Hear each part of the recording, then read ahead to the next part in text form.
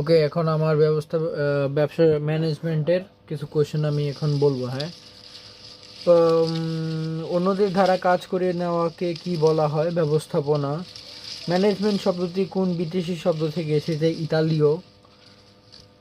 Management শব্দটি Latin কোন ভাষা থেকে এসেছে? ম্যানেজেরিয়াম। কার্য সম্পাদনের কতিপয় ধারাবাহিক পদক্ষেপকে কি বলা হয়? প্রক্রিয়া। শ্রমিক কর্মী ব্যবস্থাপনার জনককে? Robert when. ব্যবস্থাপনা সর্বজনীন কেউ? দার্শনিক সক্রেটিস।